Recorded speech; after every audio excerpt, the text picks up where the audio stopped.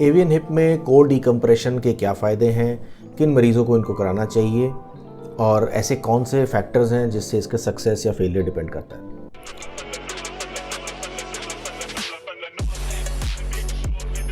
Hello, मैं doctor Rohit Lamba, consultant orthopaedic और joint replacement surgeon, Gurgaon से। आज बात करते हैं एवियन हिप में होने वाले एक बहुत कॉमन प्रोसीजर, कोर डिकम्प्रेशन। अब ये एक ऐसा प्रोसीजर है जो आपके अर्ली स्टेज में यानी कि स्टेज 1 और स्टेज 2 में आपके हिप के एवास्कुलर नेक्रोसिस को रिवर्स करने में हेल्प कर सकता है और आपके हिप को हिप रिप्लेसमेंट से बचा सकता है। तो पहले सिंपल ये समझ लेते हैं कि ये क्या होता है और कैसे करते हैं और क्यों करते हैं। तो जैसे कि हम पहले भी कई बार बात कर चुके हैं कि ये आपका हिप जो जॉइंट है, इसकी बॉल में आपकी ब्लड सप्लाई बहुत ही नाजुक ब्लड सप्लाई है।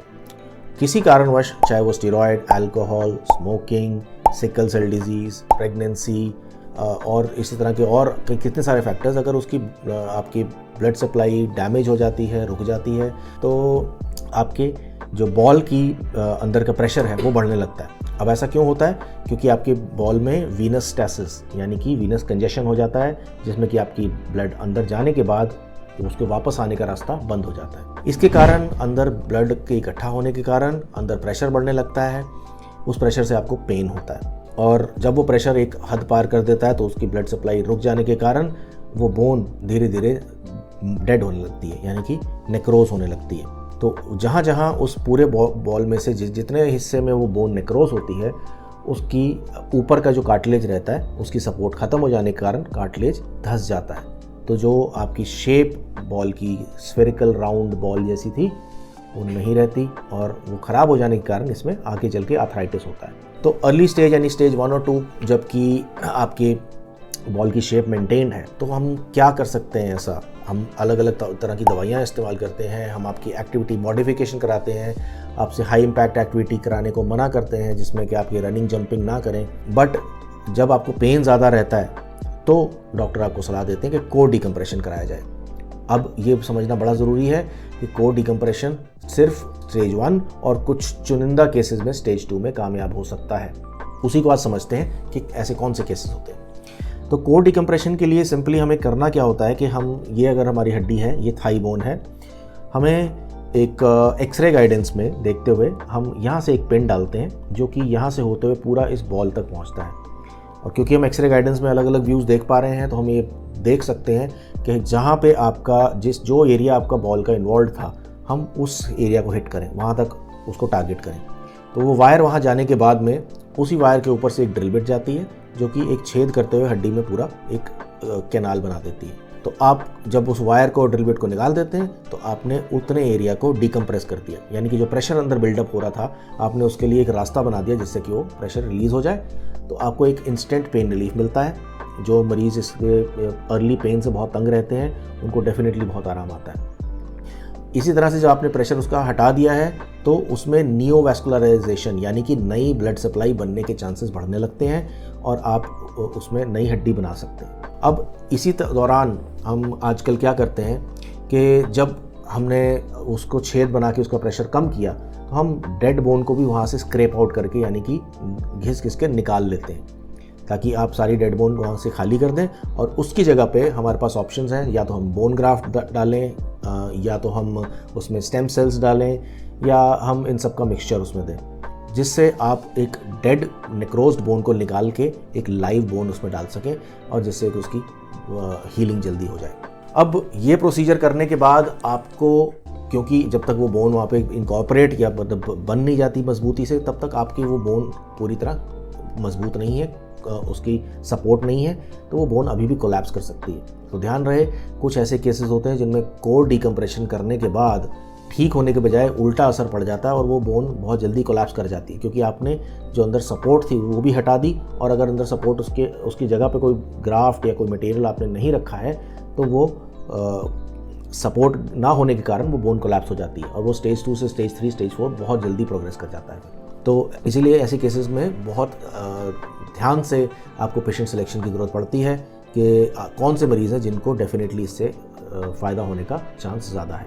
अब इस तरह से हम आगे बात करें कि ऐसे क्या फैक्टर्स हैं जिसमें हम ये सोच सकते हैं कि इनका रिस्क फैक्टर्स कम है इसके फेलियर होने के, इस प्रोसीजर के, और इसके सक्सेस के चांसेस ज़्यादा हैं। अब ऐसे फैक्टर्स क्या हैं जिससे हम प्रिडिक्ट कर सकते हैं कि किस पेशेंट में इसके सक्सेस के चांसेस हैं, किस में फेलियर के चांसेस हैं। तो इस टॉपिक पे काफ़ी रिसर्च हुई है और कुछ पेपर्स इसमें आए हैं, ऐसे रिसर्च पेपर्स जिसमें एक टिपिकल स्कोरिंग सिस्टम भी बनाया गया है, जिसमें कि हम आपके 7 अलग अलग फैक्टर्स को कंसिडर करते हैं और उनके बेस पे डिसाइड करते हैं कि किस मरीज़ को इससे फ़ायदा होगा, किस में सक्सेस के चांसेस थोड़े कम हैं।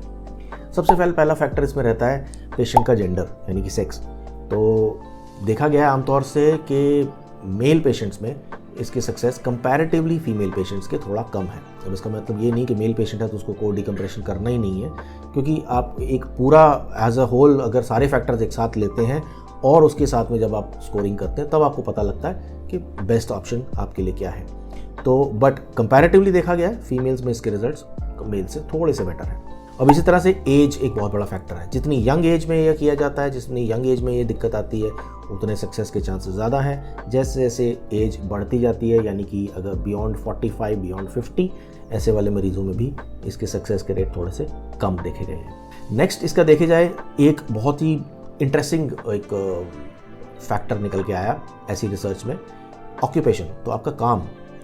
तो ऐसे पेशेंट्स, ऐसे मरीज़ जिनका सिटिंग का काम था, वो उनमें रिजल्ट्स इसके इतने अच्छे नहीं थे, सक्सेस इतना अच्छा नहीं था कंपेयर टू वो जिनका खड़े होकर चलने करके और इन सब का ऐसा वाला काम था जिसमें ज़्यादा देर खड़ा रहना पड़ता है।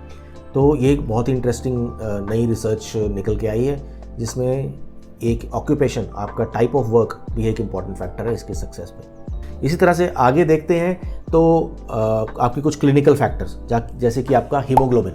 तो अगर आपका हीमोग्लोबिन 15 से ज़्यादा रहता है तो उसमें सक्सेस के चांसेस सबसे ज़्यादा हैं, और वही अगर 13 या 12 से नीचे रह जाता है तो उसमें उसके फैक्टर्स उतना ही कम होता जाता है। ऐसे और क्लिनिकल फैक्टर्स में रहता है आपका ड्यूरेशन। ये प्रॉब्लम आपको कितने साल से थी या कितने महीने से थी, साल तो बहुत ज़्यादा हो जाता है। अर्ली स्टेज में डिटेक्ट होने के बाद और अर्ली इसका ट्रीटमेंट करने पर इसका रिज़ल्ट बेस्ट देखा गया है। तो यानी कि अगर आप कट ऑफ डेट माने तो इस ऑनसेट ऑफ जब ये प्रॉब्लम शुरू हुई है तब से लेके पहले 3 महीने के अंदर अंदर कोड डिकम्प्रेशन कर देने से इसके रिजल्ट्स सबसे अच्छे पाए गए हैं। और जितना लेट होता जाता है ऑब्वियसली उसके रिजल्ट्स उतने ही पुअर होते जाते हैं। फिर इसके बाद नेक्स्ट निकल के आता है कि इसकी इटियोलॉजी, यानी कि इसका कारण क्या था। तो अनगिनत कारणों में से स्टीरॉयड्स को एक फैक्टर माना गया है कि जिसमें स्टीरॉयड्स की अगर बहुत ज़्यादा उपयोग हुआ है तो जिनका होल एंड सोल स्टीरॉयड्स ज़्यादा लेने के कारण ये दिक्कत हुई है, उनको ये कोड डिकम्प्रेशन से फ़ायदा कंपैरेटिवली बाकी मरीज़ों के कम मिलता है। इसके बाद नेक्स्ट सबसे इंपॉर्टेंट जो रह जाता है आपकी बोन में, हम जो एमआरआई पे देखते हैं जिसके बारे में पहले भी बता चुका हूँ मैं, कर्बूल्स एंगल। कर्बूल्स एंगल आपके टोटल बोन की जो शेप है उसमें से कितना एरिया इन्वॉल्व है उसको क्वांटिफाई करता है, जो कि हम एमआरआई पे पिक कर पाते हैं।